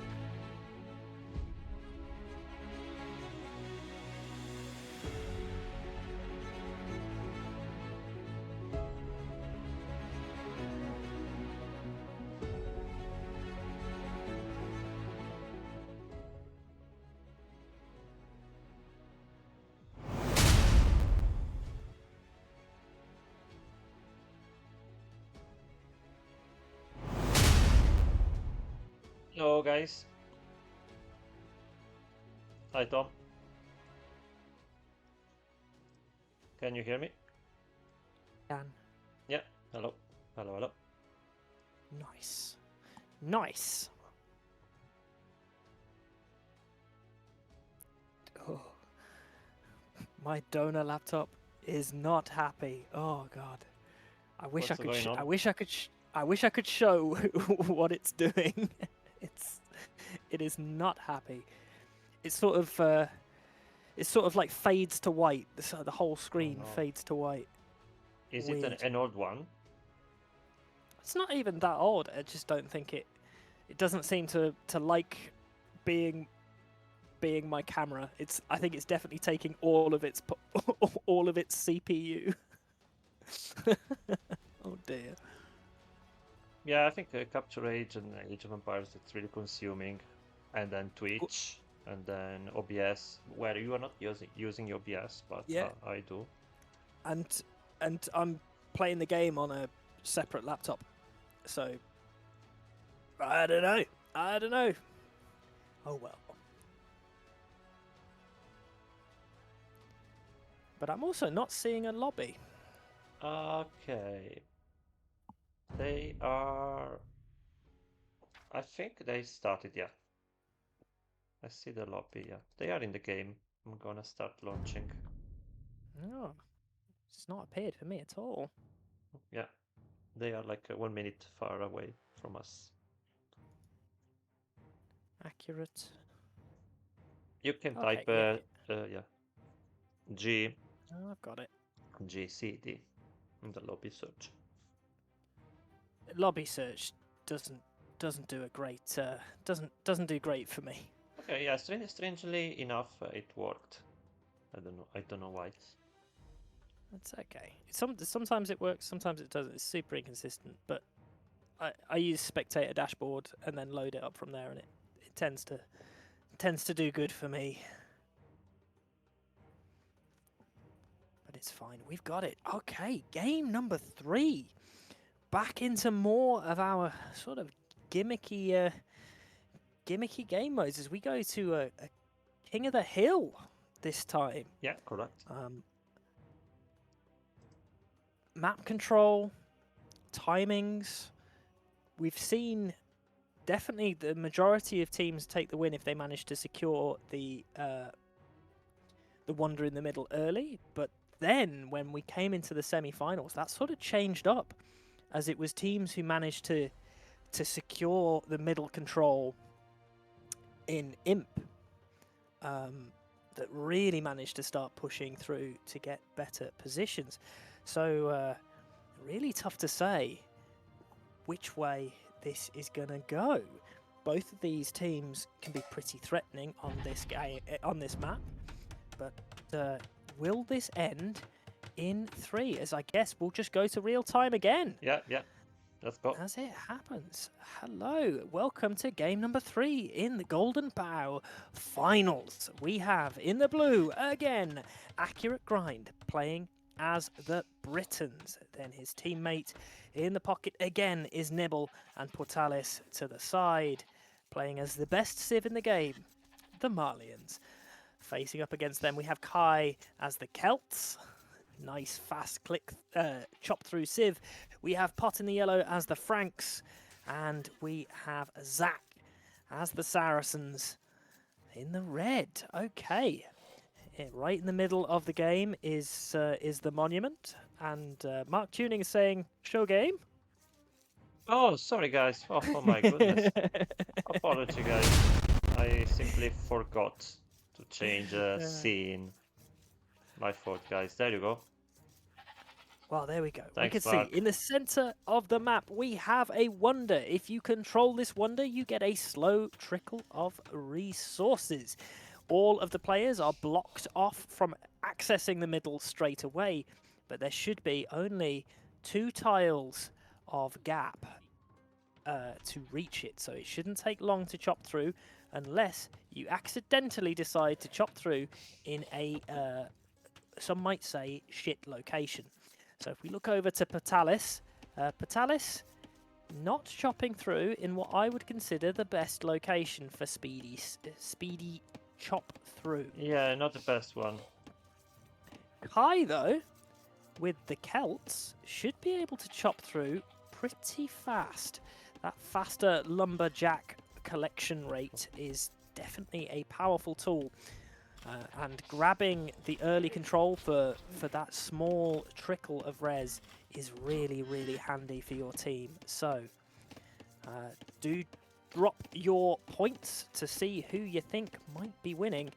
At the moment, it's looking like Camelot is still the favourite. Yeah, hello, Bira. Thanks for coming up. Hello, man. You can cast your predictions. Yes, please. Well, Yeah, I think it's just finished. oh, is it? Okay, never mind. I didn't notice notice any bugs into this map, so the game No. should just be Absolutely played fine. with no issues. Accurate Grind actually might end up being the first one through who's chopped through incredibly efficiently with his Britons. Finishing the last tree right now. Only 79 left on it. Yeah. And it's not been quite as effective for Kai, who has not had his Vils focusing on just the one tree. So that's sort of the trick to any of these kind of maps, is that you want to kind of focus your Vils on one tree at a time deliberately to get that faster click through. Kai sending a Vil forward to Patalis's base. Oh, but he's being chased by a lion. Yeah, and leading a lion. Interesting. Oh, maybe it's a way to disrupt his economy. Do you think it might be a misclick? I think it might be a misclick. No, I think it was on purpose to bring the lion into the base. Look at that. That doesn't make sense. No. I am legitimately convinced that it's a misclick. Well, there is that. Okay, never mind. All good for Portalis. And it might. I couldn't even tell you why. Accurate Grind though has done some really wonderful stuff here. Like he'll be through and they'll be grabbing that monument control immediately. Feudal Age and Loom in for Accurate Grind as well. We have more Vils moving out to wood now. Obviously, Britons, they do pretty good on this. The goats is just great resource collection for them, which definitely helps in their click-up times. But when this goes a little bit later, how do you feel about Britons in this matchup? Because, you know, your longbows are good at defense, but not necessarily so much when the map is so open and it's so easy to get us around on them. I don't know, I think they just should go to the monument and take advantage of their resources and go up, I think. Okay, I mean, we also have Celts, Franks and Saracens up against Malians, Britons and game paused, Burgundians. Oh, that's Benito Burrito in the chat, guys. Welcome, Benito. Lag spike. Benito Burrito, one of our overlord in the Hermetica. Nice. Well done, Benito, for being an overlord. Yes. Yeah, I'm doing well, Benito. We are watching game 3. Possibly the last match, but let's see. It could very well be the last map, considering how well Camelot have played this. But it's definitely not been easy for them. The Team Perry have been absolutely fantastic on game 2 and definitely had that game in the palm of their hands. And to be honest, with their cut-through timings and being able to secure the middle so fast, they might have this game in the palm of their hands as well. Kai's going to be like, wait, what? How did they chop through faster than me? I'm the Celts. But look at this. Running forward and immediate barracks down right at the front to help well done. kind of do this. I love that. I think you're going to want to go for some spears in the middle, because you're going to expect plenty of scout play, certainly with the Franks on the other side. I think Accurate Grind is playing really well. Yeah. He's the highest player for their team. Okay. I suspect Pot he's higher than 1071 elo. Yeah, probably now. You're probably right. I could look up what his current rating is. Yeah. Maybe I will. Maybe I will. That's what co-casters are supposed to be doing. Exactly. Meanwhile, all the players are up except Nibble and the Pot, but they are very close to feudal age. Yeah, with both of them in the pocket position as well, so that's sort of to be expected. And I see an archery range from blue beside the barrack. Okay. I love this. I think Accurate Grind is playing just great. It's going to be so hard to push him off from this position in the early game. Celts have faster moving infantry. That's definitely something that can be useful for them. Yeah, look at the gold. For Accurate. Even Bot has 300 gold. How is that possible? Is he mining already? Yeah. Okay. He has 4 villagers on gold. Pot's just gonna try and get that faster castle age click up. Yeah. And he should be on the way up. Other than I think he's housed. Yes, he is. He's housed. That's unfortunate. He actually needs his scout to die. Right. There we go. He clicks up to castle age. How do you say? Cancels the villager. Where do you see that on capture age? So at the top, yeah. when it's flashing. Oh, got it. That's telling you that they are not able to produce any units. Okay. Because they are housed. And Kai as well. For a moment. Yeah, well, that's Kai's favourite thing to be, is housed. Castle Age on the way in for Pot. And Castle Age on the way in for Patalis, ahead of Nibble as well. So Patalis doing a bit of market abuse of his own. Now, Marlian's obviously the most intimidating civ in the game, and definitely have a very important role to fulfill facing up against the Franks. It could be a real worry for them. I don't love them as much in team games as I like them in 1v1s, because I do think they counter in 1v1s really, really well, but none of their options have, I think, really fantastic late game usability. Farimba Camels, obviously awesome, but that still dies to Celt Halberdier. Yeah, Saka is raiding blue with 5 stouts. Nice. Does get a Vil kill as well. Won't deny the market, but should be able to hit the gold. Swift reactions, but not swift enough, as we are forced away from the wood line. Oh, messy. Oh, messy. We do click up to Castle Age, though. And I'm not convinced we've done more damage than Kai has done to himself through idle time. Yeah. As is often the way. 3 minutes 43. I can see that. Yeah, Jesus. I hadn't even looked. I hadn't even checked his idle time. Yeah. You just guessed that. Okay, so Pot is actually only 1038 at the moment. That's his current rating. 1038. Wow.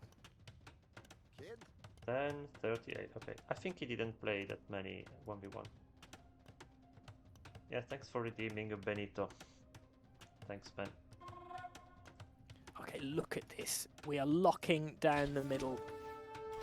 And it's going to be so hard for the Celt archers to beat the Briton archers, especially with the Britons getting the additional range as soon as fletching is in. Though, no fletching right now, so actually the archers are even. That's quite funny.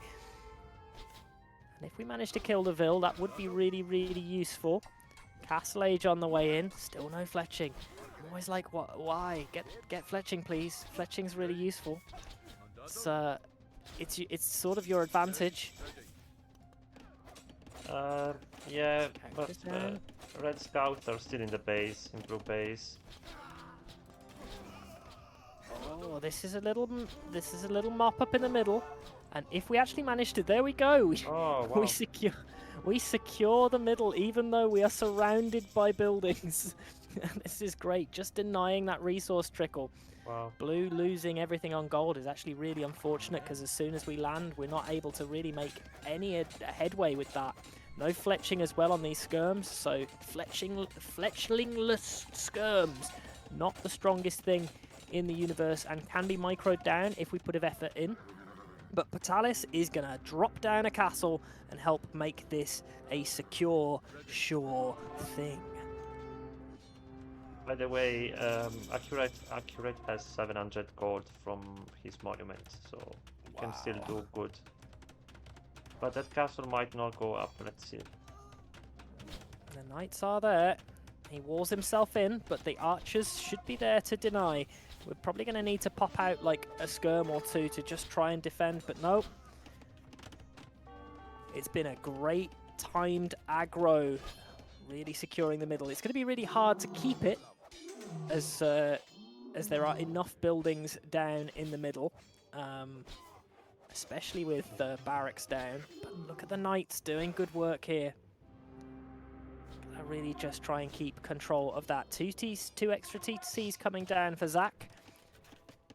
2 extra TCs down for Accurate Grind, who's going to try and boom back into this. 2 TCs for Nibble. Only 1 TC for Patalis. And the castle comes back in a slightly more defensible position.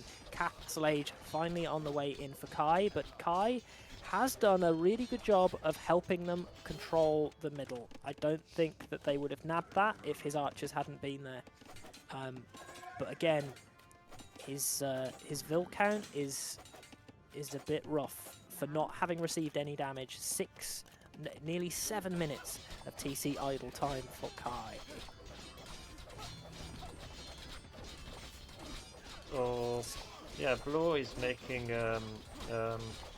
pikemen and skirmisher, and Kai is still in a feudal age. Yeah, I mean, pikemen are all right, but I don't think pikes are the best counter to knights in early Castle Age. Yeah, Pot is raiding a teal base. Ooh, nice. They've got second armor upgrade as well, so these are particularly tanky. And it forces out the town bell for Nibble.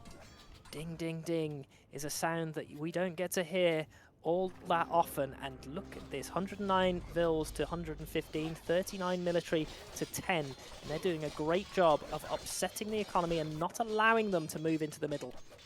All of the production buildings going down in the center as well. As Accurate Grind loses all of his forward production. They just need to mop up the stuff from grey and teal, and then this will definitely not end in early Castle Age. It's going to be an imp push for Accurate Grind, Nibble and Patalis, because they are not going to be able to end this and secure it in Castle. Yeah, but that's scary, the control they have, that Camelot has.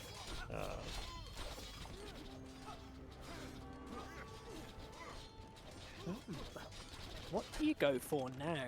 You've lost your position. I tell you what I go for.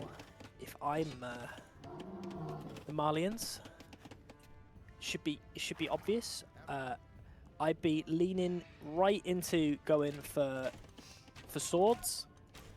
Extra tanky against the Celt crossbows. And I just try and get up to a huge mash and just spam them in. Forward castle. Well, I say forward. It's a castle that is going to be putting a little bit of pressure onto Blue's base. And it kind of feels like the options for Camelot are to make sure that their opponents are never able to get to the middle by killing them at home. The amount of damage that they've done is huge. 15 eco kills for 16 now for Pot. Doesn't manage to get in this time though. but it is nicely controlled in the mid. As Kai moves forward, are we going to see some Vils coming forward to make some siege workshops? Yes, we are. Kai throwing down that siege in the mid as well. Yeah, Kai is going with 32 crossbowmen, and also is supported by yellow knights. It's extra threatening. We start to have some knights out for Nibble as well. As the Malians deny the siege workshop. The problem is no one in Peripatetikos has army. No, they don't have the position. They don't have the response either. More damage coming through. I mean, I think this is GG, Tom. I kind of feel like they don't have army. They were not. They were not prepared for the military No. to come for them instead of just defending the base in the middle, right? It's gonna have to be down to Patalis. Yeah. Doing something. This is such a scary mass of Celt crossbows. I don't think they were even vaguely prepared for Celt crossbows, like at all. Like the Celt crossbows are doing everything. And you combine that with the Frank Knights, fully upgraded Frank Knights, super tanky, really upsetting that economy, and Nibble down at 48 villagers. That's still more vills than Kai, but Kai has 34 military, so like 40 military 40, now. yeah, 40 like now. he doesn't even care. He's absolutely happy, and it's going to be near enough impossible to push them out. It's 190 vils to 167, so definitely not the end, because Accurate Grind has a pretty solid economy, but it's down to Accurate Grind getting a good imp timing and being able to support his team and give them a chance to try and secure that middle. Because at the moment, we are starting to think about locking this down now. That's the only vulnerable thing for them, right? Yeah. Is that if they don't secure the middle and they focus all of this on trying to kill their opponent, and one of them gets into a good enough spot to swing in and secure the middle, they might lose to time. Do I see a red castle in blue base? It's gonna attempt to do that, but there's no way that castle can go up, because like there's farms there and a TC there, and but there are Mamelukes in support coming. I mean, it can't go up. Like that's not. It's not possible. These vills sort of die for nothing. As they change and instead decide to build it underneath the TC. Zach, this doesn't go up. TC fire kills this. like it's a Britain TC as well. Like he has fletching, so he should range it. He doesn't. He doesn't range it. No, oh my god! He can go up, yeah. An imp on the way in for yellow and red. The Vils come over to try and batter it down, but the Mimalukes are there. Oh, this is over. Yeah, this is over. Over. We should call it. We should call it. Nice attempt at some siege push, but there's just so much blue. Like, what were Camelot cooking for today? Wow. The Celt pick into crossbows was strong. Bear in mind how strong Team Perry looked in game number 2. I think this is a bit like watching game 1. Yeah, I think they were better in open maps, because I feel like they are more defensive players rather than to do early attacks as Camelot did. Look at it, battering down Zach's castle. Imp lands in for yellow, and now they are starting to secure the middle. They're going for siege. I imagine that this is to just like throw down enough rams in the middle that it's going to take so long to try and force them out. Will we even get to the 100 years time limit though? I am not sure. Look at the eco difference. 102 vils, 103 vils to 62, 65 and 64. Bless them. They're going to keep it going as they should. You give it your best. Yeah, sure. But look, the ram push. Yeah. In Castle Age from Kai. Kai's aggression has been really charming. It's maybe not the best because look at how many crossbows die to these mangonels. This shouldn't work. This really shouldn't work, and it probably doesn't. We've probably lost most of our military, but we could potentially, with the number of rams here, kill the castle. That's amazing. Kai, you beast. Castle goes down. They even kill the mangonel. There was enough rams there to put that pressure on. We do lose most of our crossbow mass, but with Cavalier in as well, we force Patalis off his forward gold and give them no window to even think about getting an attack in. Patalis down to 61 vils. Trebuchets at the back. We're prepping more castles, I'm thinking, into Accurate Grind's base.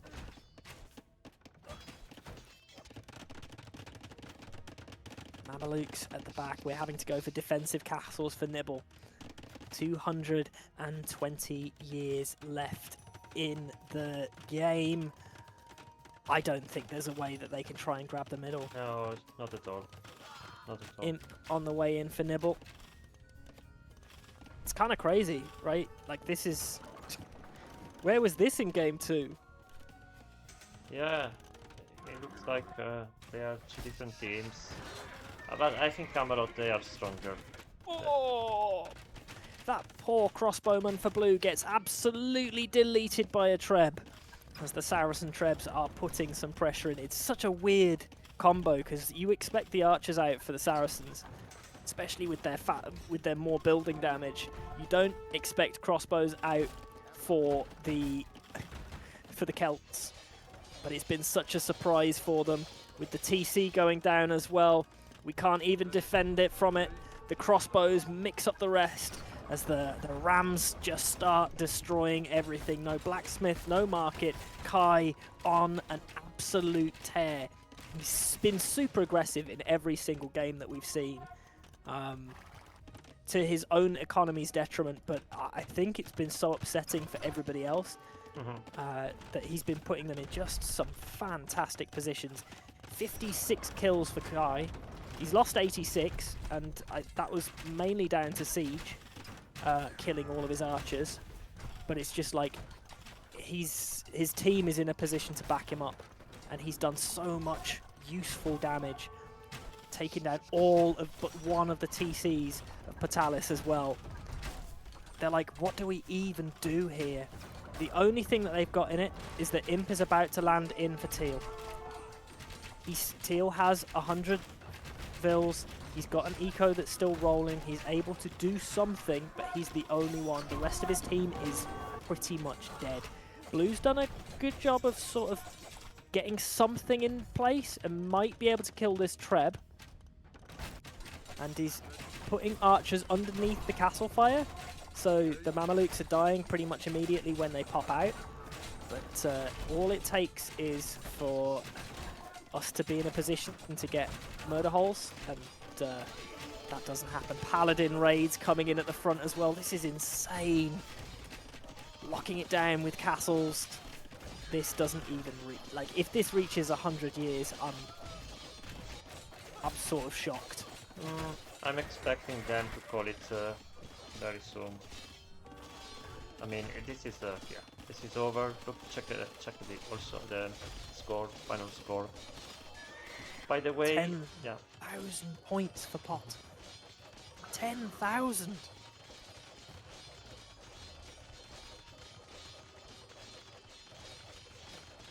Portalis though has still food, but I don't know. But not vils. No vils. We were over 100 vils for Teal. Now we're back down at 48. Like, this is... Oh, this is a stomping.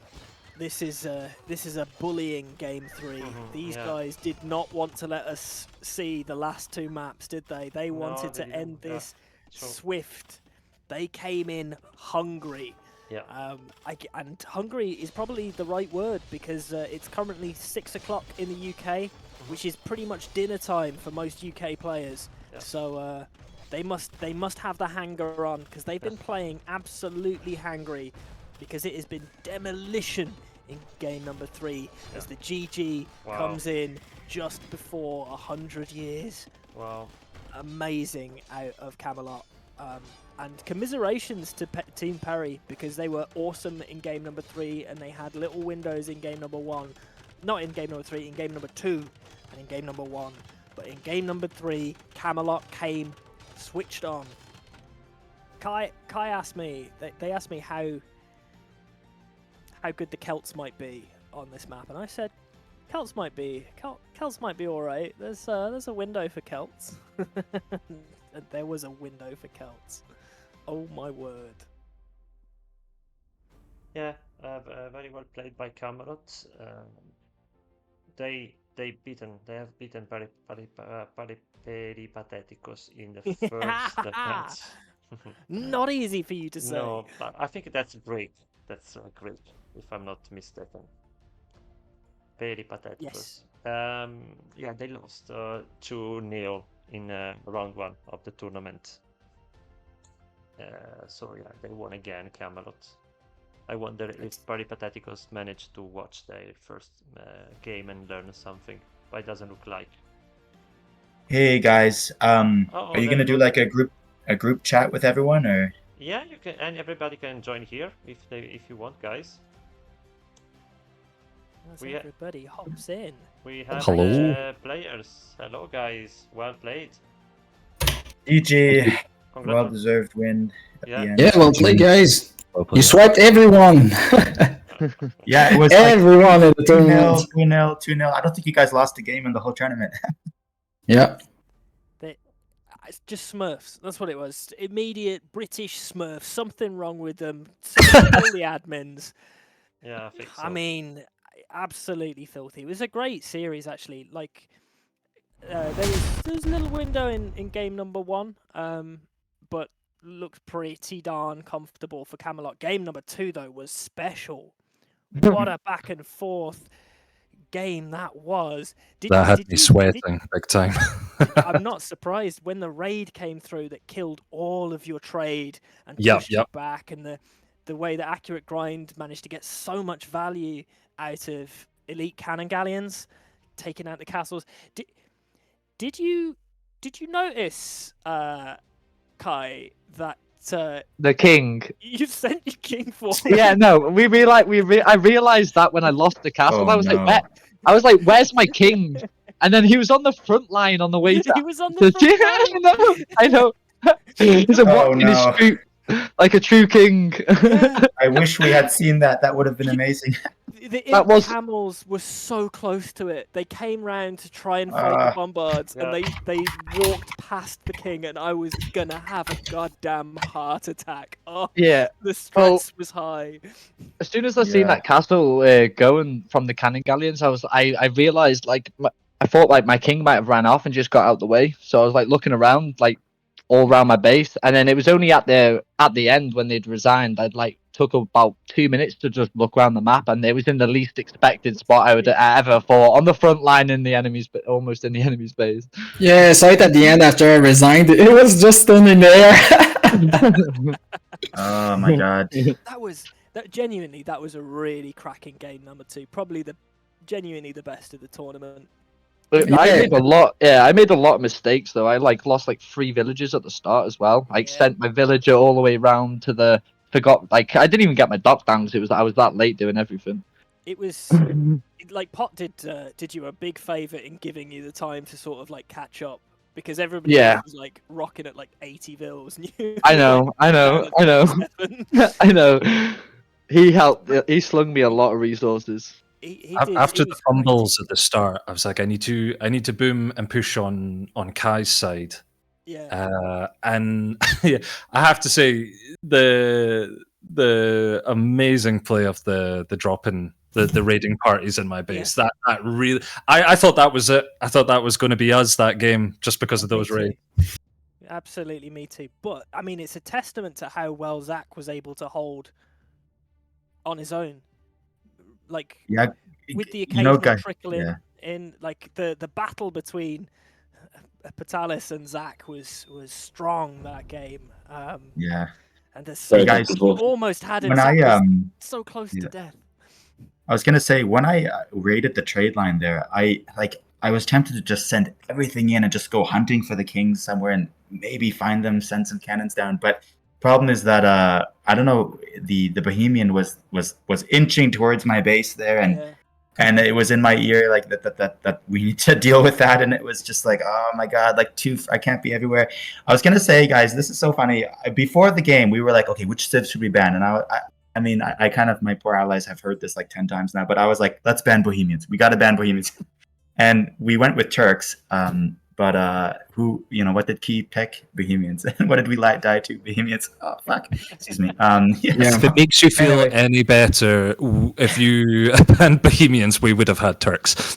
Oh, really? Turks, I think with Vikings, I had so much trouble dealing with these Hussite wagons. The only counter I had myself was the onagers, but like they need so intense micro, and also I guess I did not do enough. I felt like I was I felt I lost in the civ pick for that game because I needed support all along, and obviously Nibel was doing great with the raiding, so he could not like do everything at the same time. So yeah, but really well played, guys. For all the games, you are solid, and yep, it was interesting games. Yeah, we didn't want to leave. We were like, keep fighting, but like obviously it was at that point. It was pretty. It was coming to the end.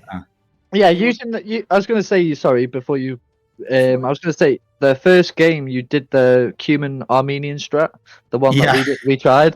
But I was just going to say, why did you not do it the same way? Like you meant to initially go straight to longsword, and then because if you show militia, the militia are weak, right? Yeah. Unless you. So. Oh yeah, you mean me? Yeah, I had a problem with the build order that game. which was not so good. I think I managed my economy really poorly in that game, and I always waited for the gold and resources for my upgrades, and it was really not a strong attack. I did some damage, I guess, from when you had to get away from your wood line and the gold. Yeah. But it was not enough because once you had enough archers, I could not like mass up anything to counter them, and it was the game. Yeah, but really well played again. You had a side defense, and I think Nibel attacked you too with cavalry at some point on your goal. Yeah, I had some scouts I was raiding around and got some vills, so that was nice. But when you're doing that strat, you have to like sacrifice villages in order to build your army. So when I usually do it, it's like 20 pop and then just full army. Like, do not build any more vills. Oh, interesting. Yeah, it's super all-in strat. Like, and your Cuman rams need to be slightly faster. Yeah, maybe I had. Yeah. It was kind of funny. I right-clicked the town center as I was like about to die, and so my rams were like beyond the grave. I was like, "Come on, you guys can still do it. Take down that TC." Yeah. But we didn't have the timing exactly right, and you took them down with the villagers, and then the two hand swordsmen were on their own. So it was it was tough. We pretty much copied what you guys did to us. We were like, all right, let's get them back the same way they got us. But yeah, it was tricky. It's scary to play against. Honestly, I was panicking as soon as I seen it. I was panicking because it's hard to counter, unless if you executed it properly. I think I would have been dead. Yeah.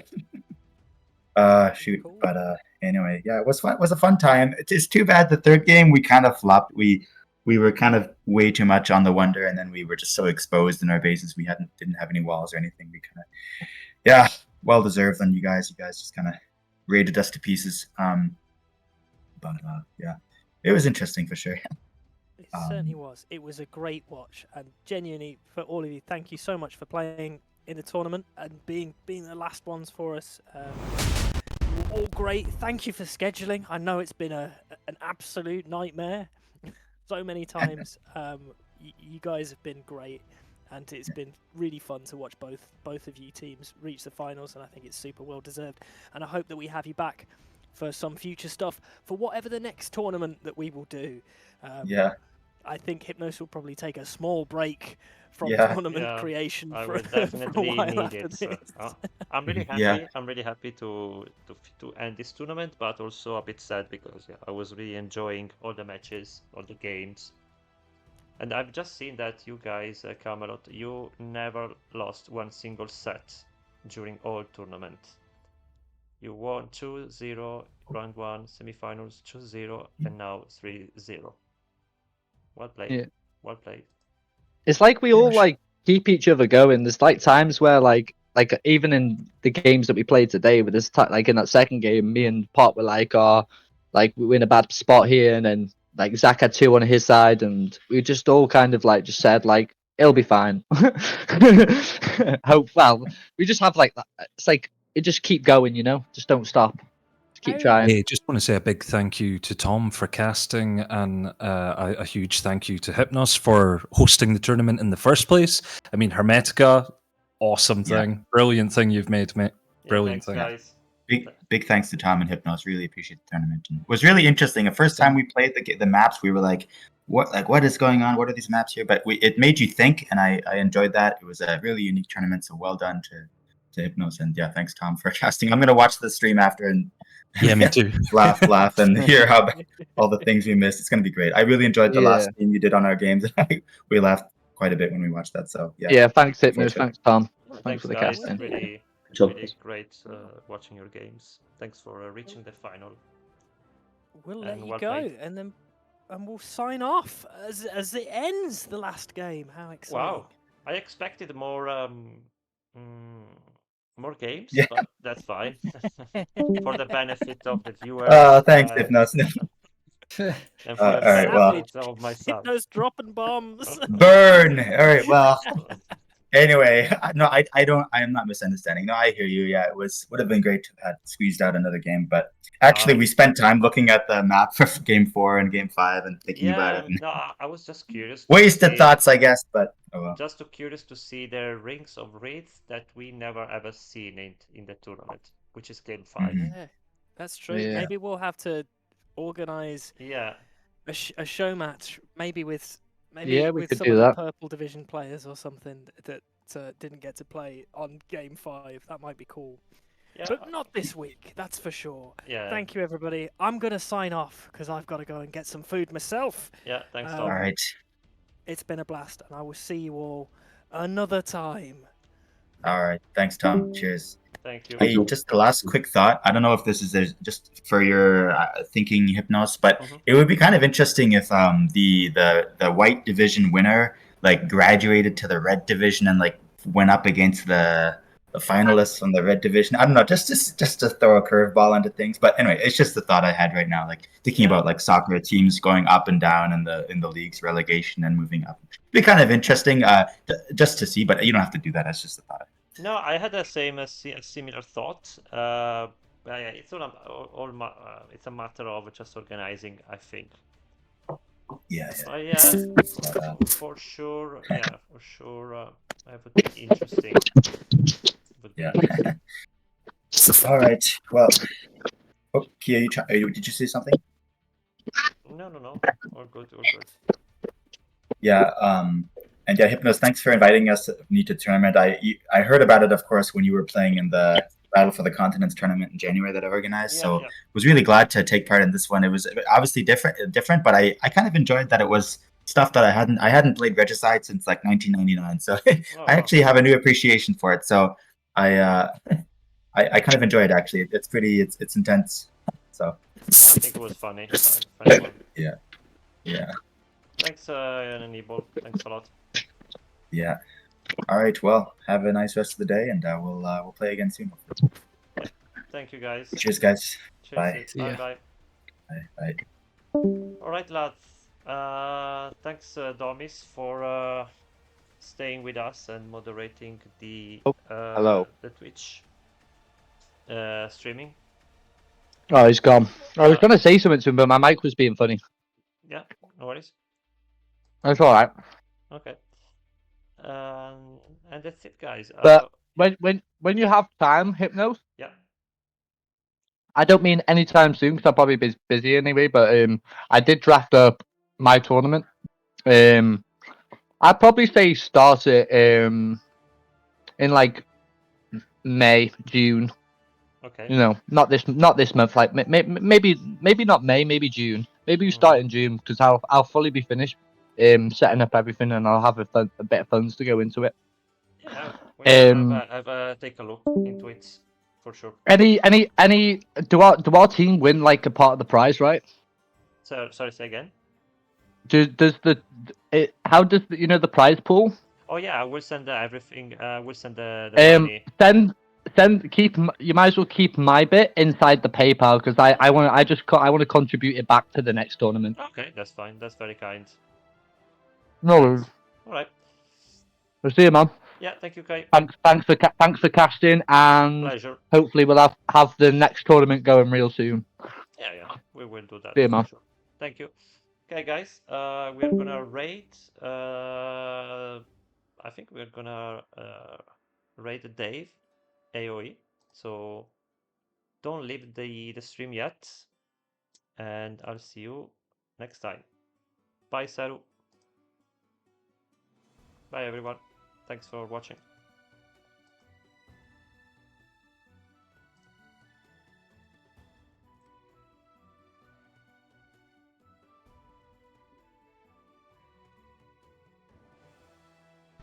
How many bodies are going to be there?